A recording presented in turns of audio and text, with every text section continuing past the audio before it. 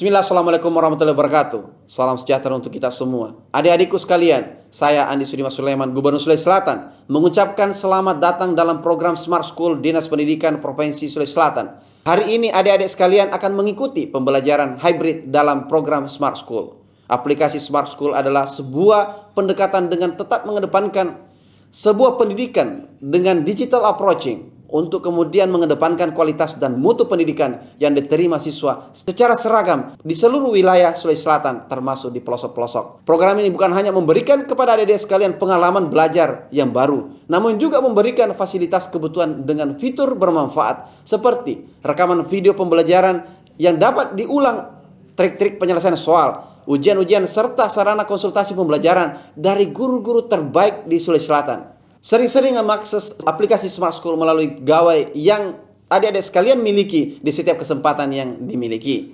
Untuk seluruh adik-adikku sekalian yang saya cintai, saya banggakan, selamat belajar dan semoga ilmu yang didapatkan bermanfaat untuk menambah pengetahuan pendidikan adik-adik sekalian. Salam kita pada salam. Assalamualaikum warahmatullahi wabarakatuh. Salam sejahtera untuk kita semua.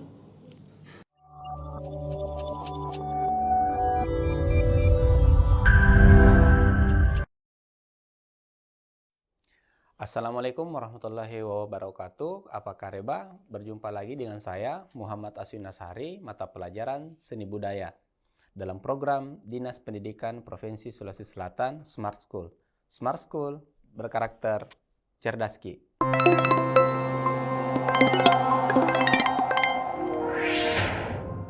Ya, pada kesempatan kali ini kita akan mempelajari materi tentang pameran dan reklame, di mana kata pameran berasal dari kata pamer. Pamer artinya sengaja memperlihatkan untuk mendapatkan penilaian atau pujian. Bisa saja dalam bentuk kata secara verbal maupun gestur ataupun mimik.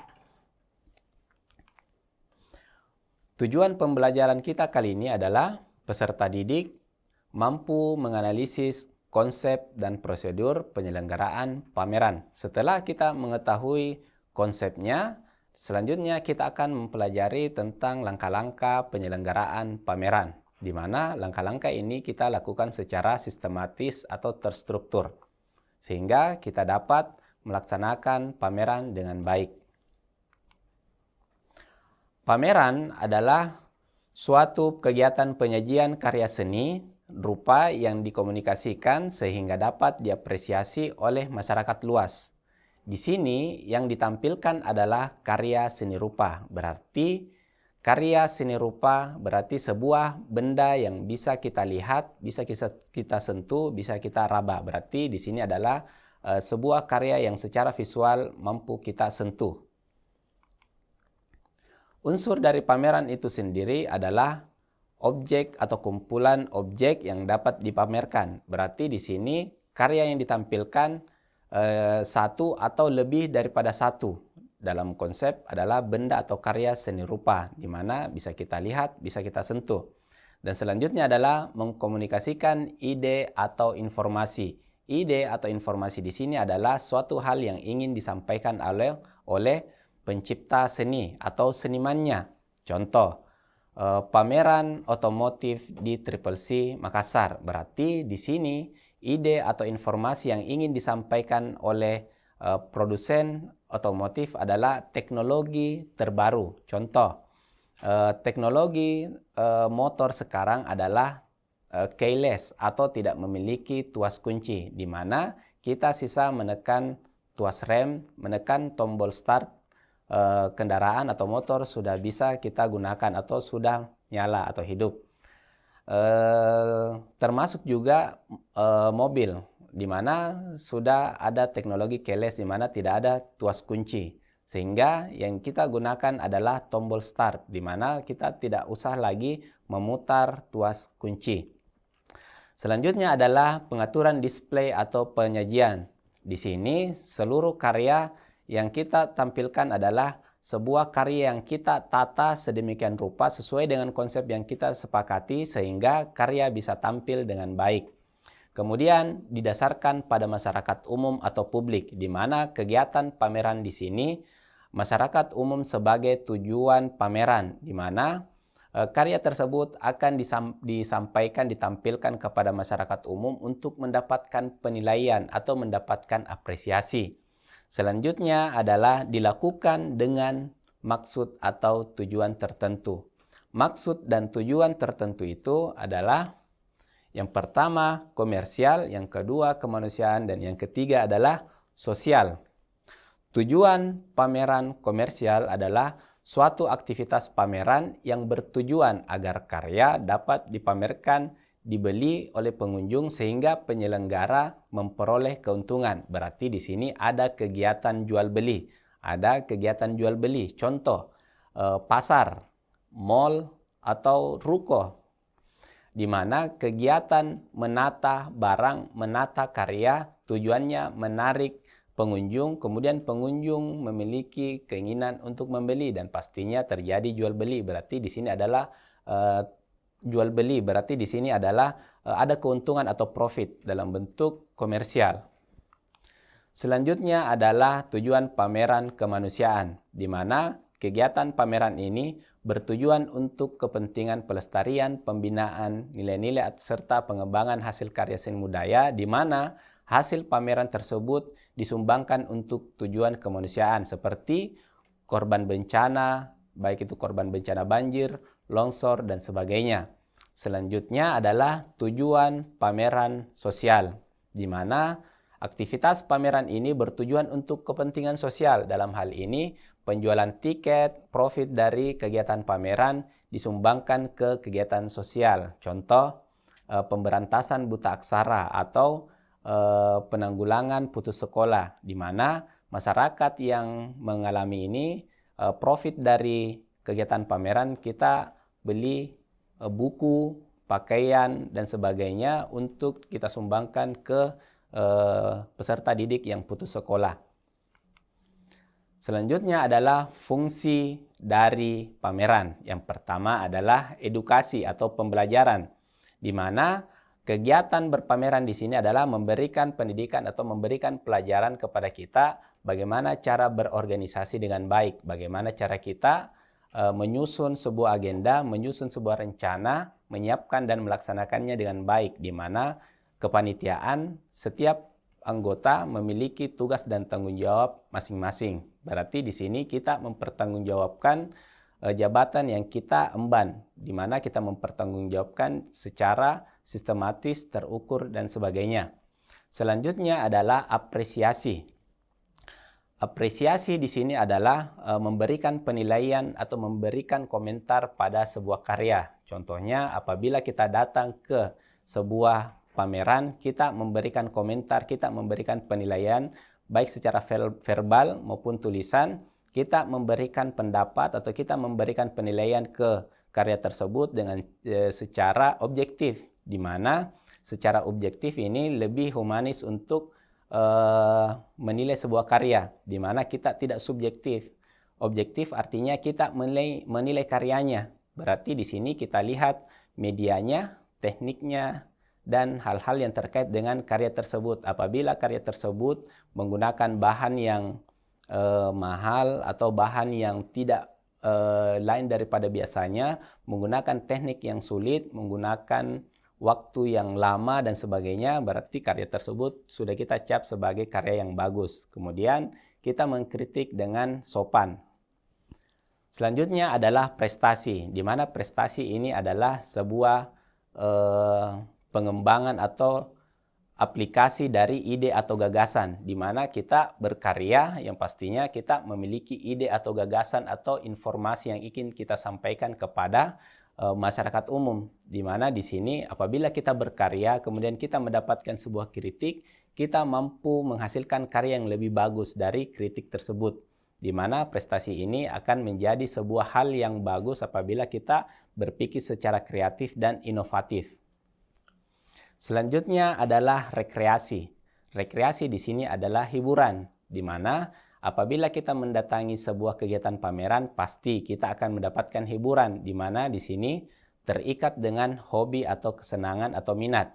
Contoh lain adalah apabila kita mendatangi sebuah konser musik, berarti kita akan mendatangi sebuah hiburan yang disajikan dalam bentuk musik dan sebagainya, di mana kita datang untuk mendapatkan hiburan. Pastinya kita akan bahagia, senang, apalagi pemusik tersebut adalah idola kita. Berarti di sini kita datang untuk mendapatkan hiburan atau kita mendapatkan dalam bentuk rekreasi.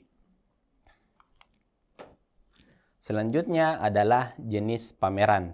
Jenis pameran di sini ada 3 jenis. Yang pertama adalah berdasarkan peserta. Berdasarkan peserta terdiri atas tunggal dan kelompok. Apabila seniman atau pencipta atau yang berpameran di situ adalah satu orang, berarti dia adalah tunggal. Dia adalah tunggal. Sedangkan lebih daripada satu berarti dia sudah berkategori kelompok. Selanjutnya adalah jenis pameran berdasarkan jenis karya, berarti kita melihat dari sudut pandang jenis karyanya. Apabila satu jenis karya, maka dia masuk kepada jenis pameran homogen. Homo berarti satu jenis. Kemudian, apabila lebih daripada satu jenis karya, berarti dia heterogen. Contoh, apabila dia homogen, seni lukis berarti semua karya yang ada di dalam kegiatan pameran adalah seni lukis. Dan apabila dia heterogen, berarti lebih daripada satu jenis karya. Contoh, lukis, patung, grafis, dan sebagainya. Bisa saja dia adalah jenis pameran tunggal heterogen. Bisa saja dia kelompok tapi dia homogen. Berarti lebih daripada satu orang dan karyanya satu jenis. Selanjutnya adalah jenis pameran berdasarkan waktu. Terdiri atas 3. Yang pertama adalah pameran tetap.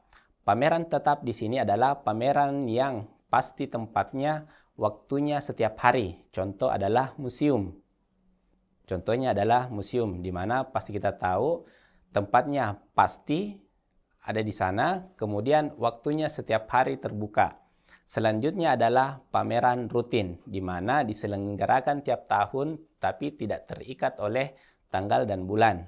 Contoh adalah F8 yang diselenggarakan oleh pemerintah Kota Makassar, di mana baru-baru diselenggarakan, kemudian antusias masyarakat sangat luar biasa, di mana kegiatan ini dilaksanakan tiap tahun.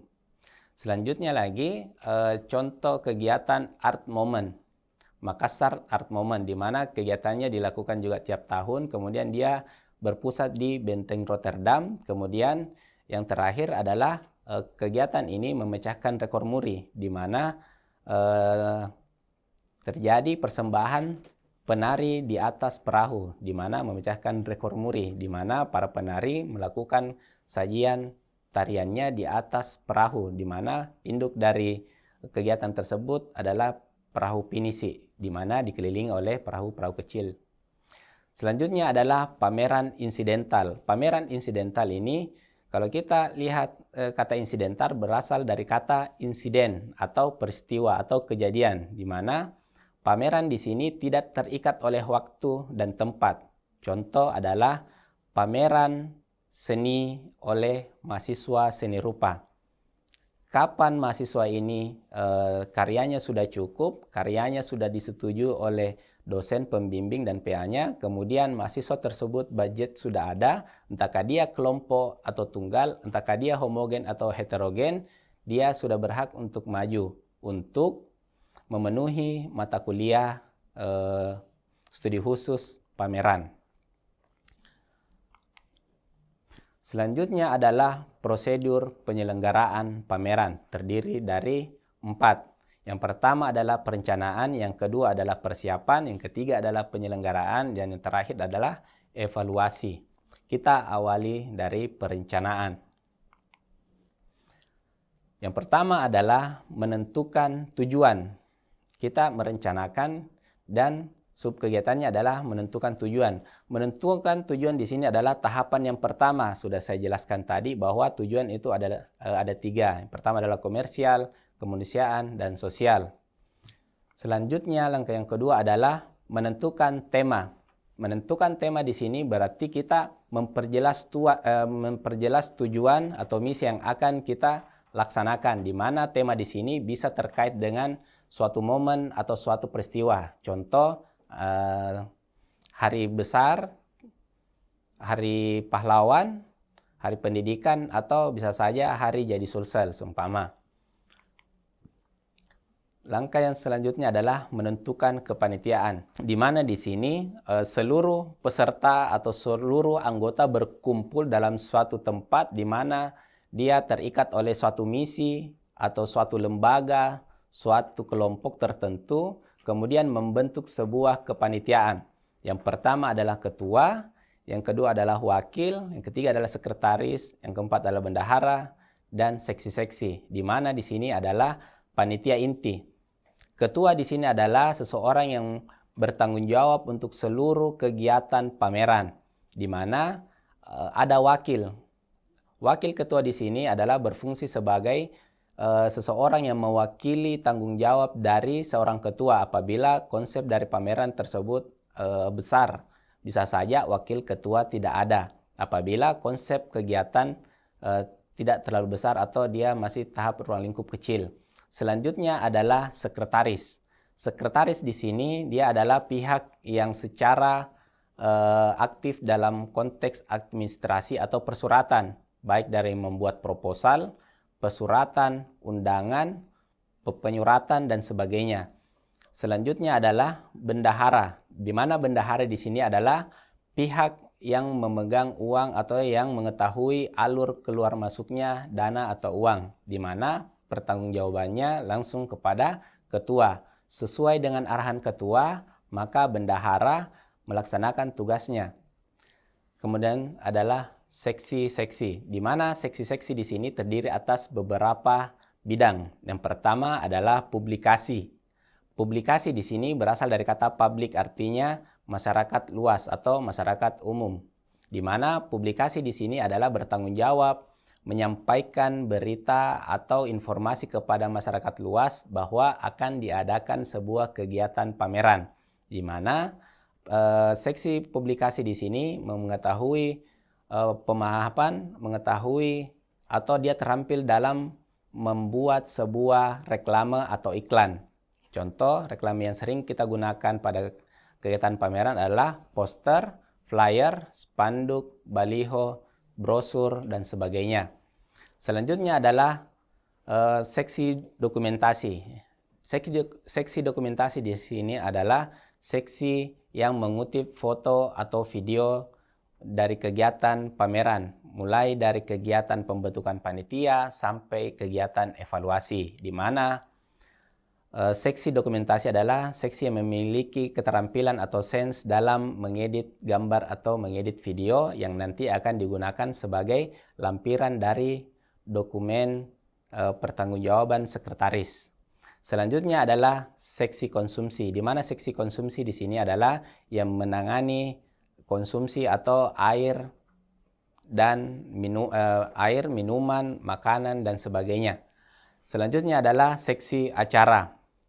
Seksi acara di sini adalah pihak yang mengetahui dan mampu menyelenggarakan pameran dengan baik. Contohnya, mampu menyusun acara sebaik mungkin dalam konteks mampu memeriahkan acara tersebut. Bisa saja ada acara di dalam kegiatan pameran. Contoh, lomba atau pertandingan. Seperti apabila kegiatan pameran SMA, berarti kita di sini bisa mengundang siswa SMP untuk lomba menggambar. Dan bisa juga kita undang siswa SD dan TK untuk lomba mewarnai. Kita sesuaikan dengan konsep pameran yang kita lakukan. Apabila kita melakukan pameran lukis SMA, berarti jangan lomba melukis untuk anak SMP. Bisa saja karya lukis anak siswa SMP tersebut lebih bagus dibandingkan karya lukis yang berpameran. Berarti di sini jangan, tidak boleh. Selanjutnya adalah seksi perlengkapan. Seksi perlengkapan di sini adalah terdiri atas perlengkapan, peralatan, dan akan menjadi sebuah kegiatan dekorasi, di mana peralatan adalah benda-benda atau alat-alat yang wajib ada, kemudian dilengkapi dengan benda-benda yang dalam konsep adalah perlengkapan yang melengkapi. Kemudian seksi keamanan berarti yang menjaga kondisi situasi tempat dan menjaga seluruh perlengkapan yang ada. Selanjutnya adalah seksi karya, di mana seksi karya di sini adalah yang memiliki sense seni yang baik atau yang memiliki pengetahuan tentang karya seni yang bermutu. Dia bergerak dalam konsep menyeleksi karya. Apabila karya yang datang, dia seleksi, kemudian hasilnya adalah karya tersebut belum maksimal, maka dikembalikan ke senimannya untuk diperbaiki dan selanjutnya akan kembali untuk dikumpul dan dilabel. Selanjutnya adalah menetapkan waktu. Dalam pelaksanaan pameran harus ditentukan hari, tanggal, dan pukul berapa pameran akan berlangsung. Jadi di sini kita akan menentukan waktu secara strategis, tidak bertepatan dengan kegiatan yang lain dan sebagainya.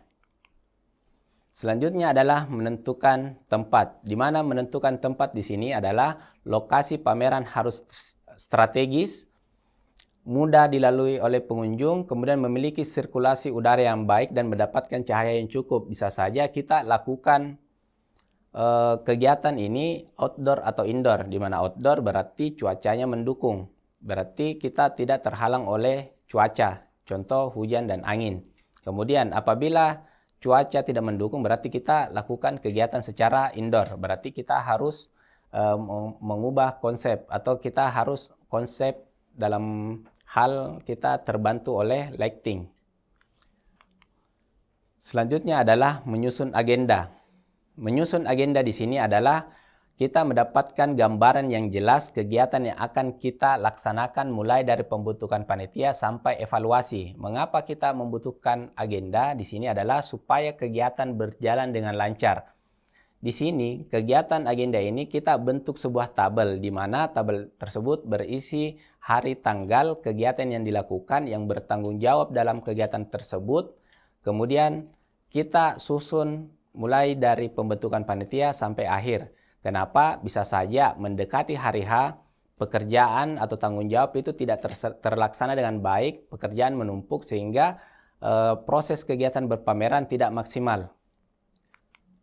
Selanjutnya adalah menyusun proposal, di mana menyusun proposal di sini dilaksanakan oleh seksi sekretaris atau bidang sekretaris. Di mana proposal di sini memiliki struktur tersendiri mulai dari pendahuluan sampai rincian anggaran biaya, kemudian dilanjutkan ke pihak-pihak tertentu. Setelah itu, proses selanjutnya adalah persiapan. Persiapan di sini kita mulai dari menyiapkan dan memilih karya seni. Memilih karya seni di sini yang terlibat adalah seksi karya, di mana dia mulai mencatat karya yang masuk, menyeleksi dan sebagainya. Setelah terseleksi dan diterima, karya tersebut diberi label. Biasanya ditempel pada karya atau pada bagian figura karya atau bingkai karya. Melabel di sini akan memberikan deskripsi atau memberikan identitas siapa yang memiliki atau siapa pencipta dari karya tersebut. Biasanya secara standar label itu terdiri atas nama seniman atau nama pencipta, kemudian judul dari karya, kemudian yang selanjutnya adalah media karya. Contoh, nama seniman adalah Ade, kemudian judul karya Pelangi di Matamu, kemudian media karyanya adalah kanvas cat minyak. Langkah selanjutnya adalah membuat katalog atau membuat buklet, di mana katalog di sini berisi seluruh daftar karya yang ada di dalam kegiatan pameran.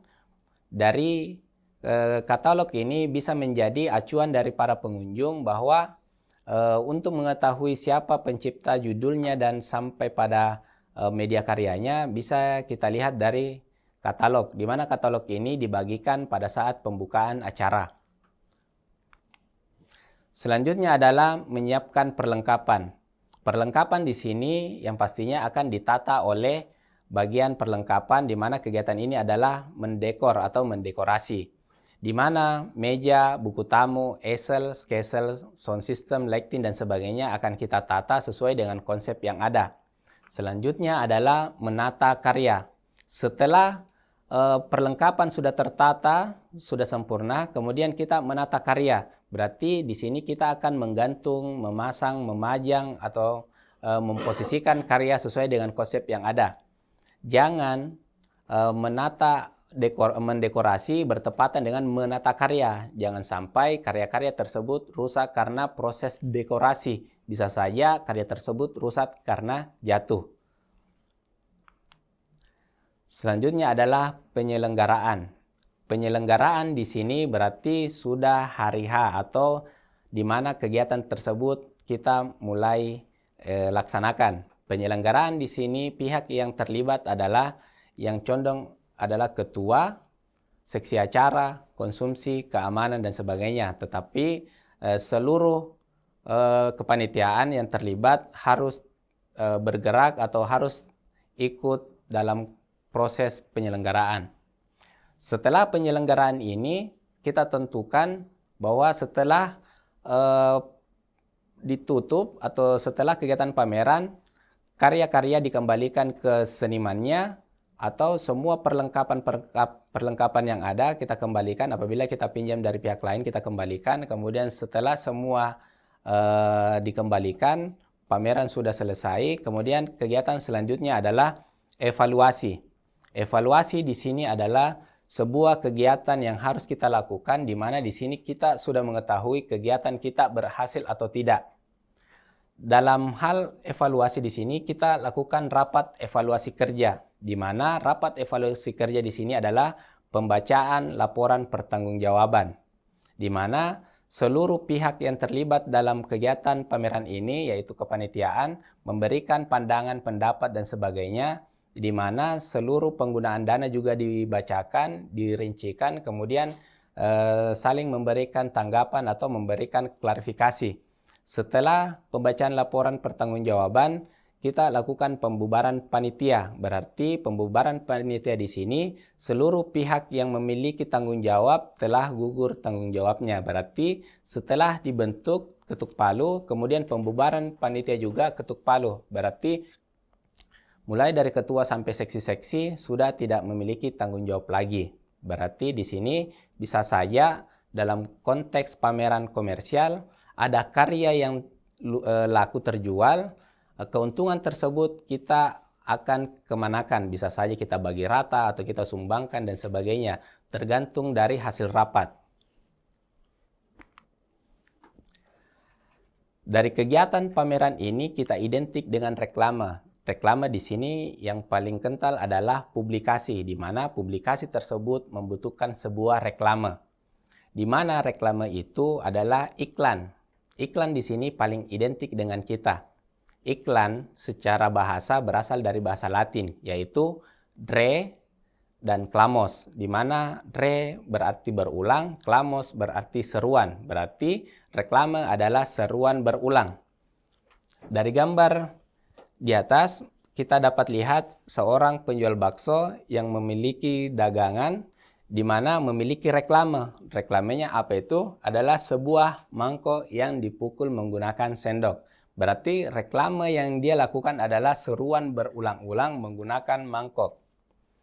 Jadi, walaupun kita berada di dalam rumah atau di tempat yang kita tidak bisa melihat penjual baksonya, kita mendengar ketukan atau pukulan mangkok, berarti di sekitar kita itu ada penjual bakso. Berarti itu adalah sebuah reklame, di mana reklame adalah seruan berulang-ulang. Reklame itu sendiri adalah sarana atau alat yang digunakan untuk menyampaikan informasi, menawarkan dan mempromosikan produk atau layanan kepada masyarakat menggunakan gambar atau kata-kata yang menarik. Di sini bisa kita lihat bahwa reklame bukan hanya dalam konteks promosi barang, tetapi juga promosi jasa. Di mana di sini kita bisa lihat, di sini ada produk minuman, kemudian di sini adalah sebuah produk layanan pendidikan.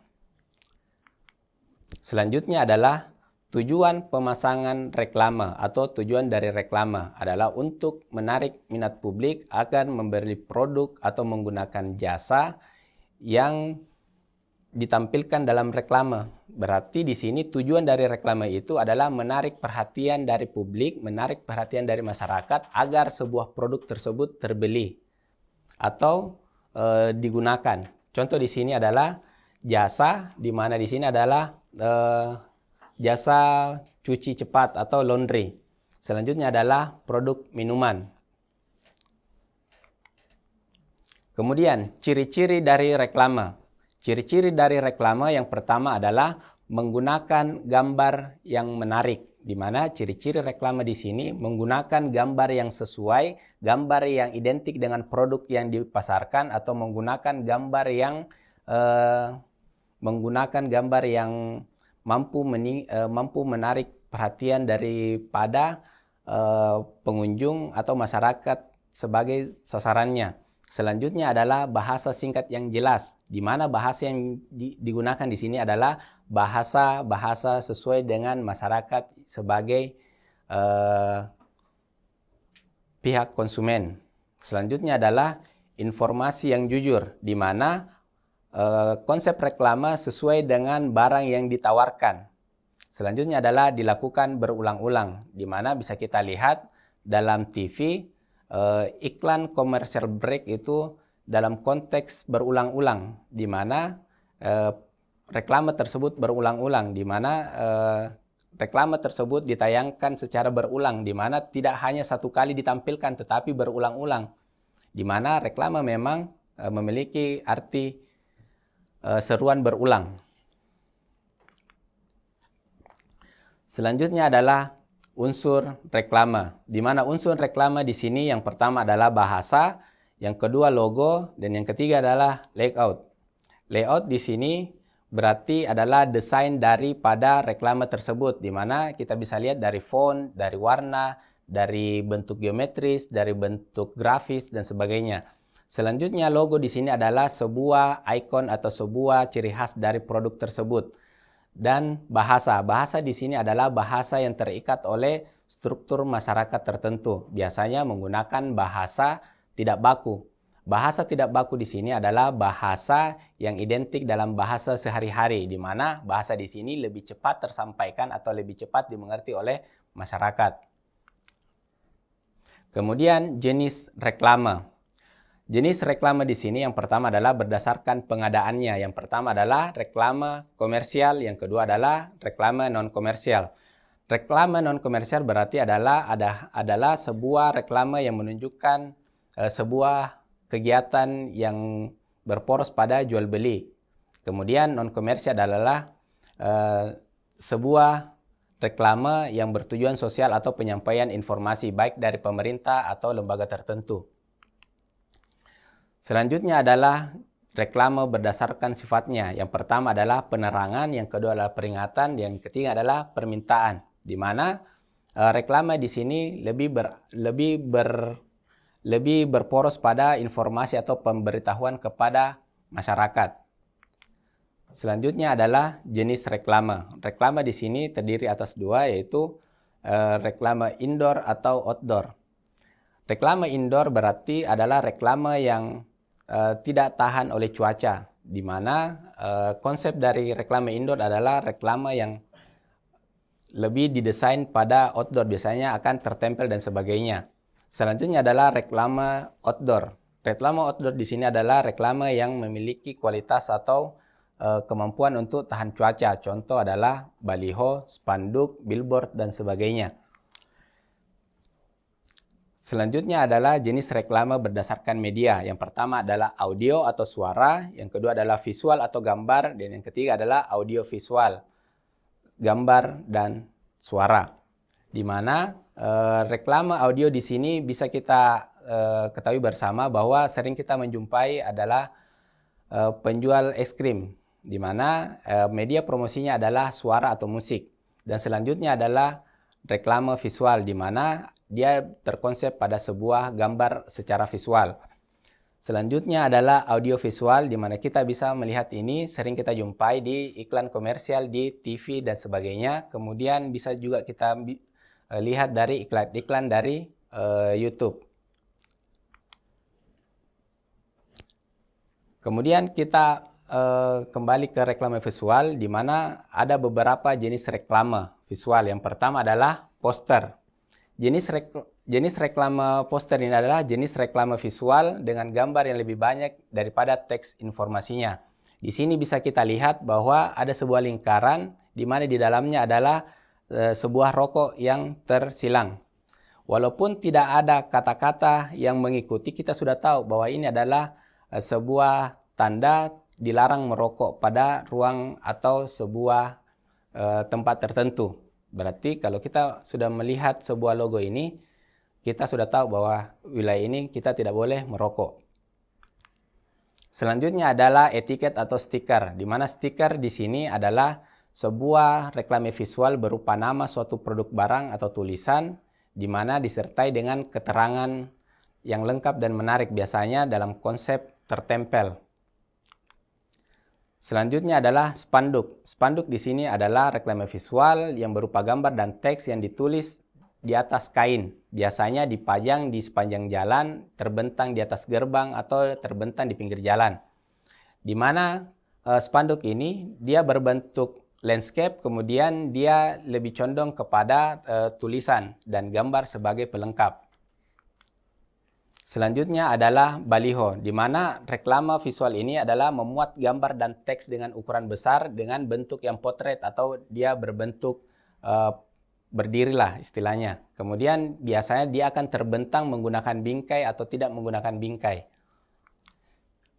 Selanjutnya adalah brosur yang biasa kita kenal sebagai selebaran, di mana reklame visual ini biasa dicetak pada dua sisi kertas atau dia timbal balik, kemudian dia biasanya terlipat, dan biasanya kita temui ini kalau di jalan itu biasa reklame motor atau reklame-reklame lembaga pendidikan.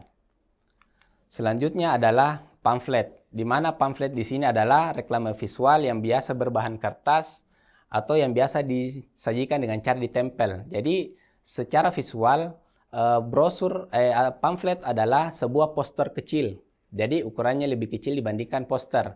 Poster minimal ukurannya adalah A3, kemudian pamflet adalah ukurannya folio. Kemudian leaflet. Leaflet di sini adalah brosur yang terlipat. Jadi reklame visual yang hampir mirip dengan brosur, tetapi perbedaannya adalah terlipat dua atau lebih. Selanjutnya adalah banner, di mana banner di sini adalah sebuah reklame secara digital, kemudian dia berbentuk potret, kemudian dia memiliki bingkai di belakangnya sebagai penyangga sehingga dapat berdiri. Biasa kita temui di pintu kantor, pintu sebuah bank dan sebagainya. Biasanya menjadi sebuah petunjuk informasi apa layanan terbaru atau layanan pokok dari lembaga atau kantor tersebut. Selanjutnya adalah papan nama, di mana papan nama ini adalah sebuah petunjuk dari sebuah gedung atau informasi umum tentang tempat tersebut atau lokasi tersebut. Biasa kita lihat dari gambar ini sebuah papan nama dari sebuah lembaga atau kantor, kemudian ada sebuah papan nama atau biasa kita kenal dengan neon box dari sebuah layanan jual beli minimarket. Selanjutnya adalah plakat, di mana plakat di sini adalah catatan yang dipajang di tempat umum, bentuk dapat berupa kartu kecil, rambu dan plang. Di mana di sini kita bisa lihat ini adalah plakat yang berbahan dasar akrilik. Selanjutnya adalah etalase. Etalase di sini adalah lemari, kotak atau rak berkaca yang dipakai untuk tempat memamerkan barang. Di mana gambar yang di atas adalah sebuah etalase pakaian di mana menggunakan manekin atau boneka plastik atau boneka gipsum. Kemudian yang di bawah adalah etalase atau tempat untuk memajang sebuah produk makanan. Di sini adalah produk kue. Selanjutnya adalah billboard. Billboard di sini adalah papan reklame yang berukuran besar yang berisi informasi suatu produk tertentu yang ditempatkan di area ramai yang dilewati oleh orang yang ramai, kemudian dipasang dengan posisi yang cukup tinggi. Biasanya billboard ini menggunakan kain atau sebagainya. Kemudian apabila menggunakan LCD, dia bisa dalam konsep videotron. Selanjutnya adalah logo. Logo di sini adalah sebuah sketsa, tulisan atau gambar yang memiliki makna tertentu, biasanya mewakili identitas suatu perusahaan atau organisasi tertentu. Di mana logo terdiri atas beberapa jenis. Yang pertama adalah logo lettermark atau monogram, di mana sebuah logo berasal dari inisial sebuah perusahaan atau lembaga. Selanjutnya adalah logo workmark atau logo type, di mana di sini adalah sebuah logo yang menggunakan kata dari logo atau lembaga tersebut. Contoh di sini adalah Coca-Cola, Disney, Jeep, Google, dan Instagram. Selanjutnya adalah simbol. Simbol di sini menggunakan unsur grafis, unsur geometris yang digunakan sebagai simbol. Di sini bisa kita lihat beberapa simbol. Apabila kita melihat simbol di sini, langsung kita tahu bahwa logo tersebut dimiliki oleh lembaga ini atau produk ini. Kita bisa lihat di sini ada YouTube, Instagram, Adidas, Spotify, Twitter, dan sebagainya.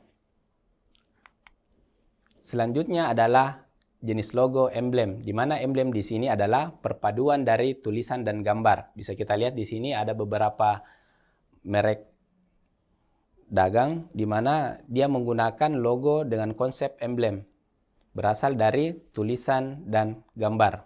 Oke. Dalam proses kegiatan pameran di sini, karakter yang ingin kita raih adalah bagaimana cara kita bersosialisasi, berkomunikasi, dan berkolaborasi, di mana kekuatan kita di sini adalah bagaimana cara kita bergaul antara satu dengan yang lain, mengambil sebuah tanggung jawab dan mempertanggungjawabkan hal tersebut, di mana kita melaksanakan sebuah kegiatan harus sesuai dengan tupoksinya masing-masing, di mana kita menjalankan sebuah tanggung jawab, kita laksanakan dengan baik. Kita tidak boleh mencampuri bidang dari seksi yang lain. Berarti kita harus fokus dengan kegiatan atau tanggung jawab yang kita jalankan. Selanjutnya, dalam proses berpameran kita membutuhkan sebuah reklame. Reklame di sini adalah sebuah media yang akan kita lakukan untuk kita publish ke masyarakat umum, di mana kekuatan daripada reklame ini akan menentukan keberhasilan kegiatan pameran. Apabila kita mengkonsep sebuah publikasi dengan baik, masyarakat melihat konsep dari reklame tersebut, mereka akan tertarik untuk datang mengunjungi pameran tersebut. Otomatis pameran tersebut akan berhasil. Contoh juga logo dari sebuah kegiatan juga menentukan sebuah keberhasilan dari pameran, di mana identik dengan kegiatan-kegiatan yang sekarang adalah sebuah logo kegiatan, di mana logo kegiatan tersebut akan menjadi trademark sebuah kegiatan, di mana kegiatan tersebut akan menjadi sebuah kebanggaan bagi panitia atau lembaga yang menjalankannya. Di mana karakter yang perlu kita bangun di sini adalah bagaimana cara kita mampu menyampaikan ide atau gagasan, bagaimana cara kita menyampaikan sebuah karya kepada masyarakat umum untuk dapat dinilai, kemudian dari penilaian tersebut kita akan memperbaiki atau kita akan menyempurnakan karya yang kita ciptakan atau kita bentuk. Dari penyampaian saya, apabila ada kekurangan, saya mengucapkan mohon maaf, dan saya akhiri dari materi hari ini dengan ucapan wabillahi taufik wal hidayah. Wassalamualaikum warahmatullahi wabarakatuh.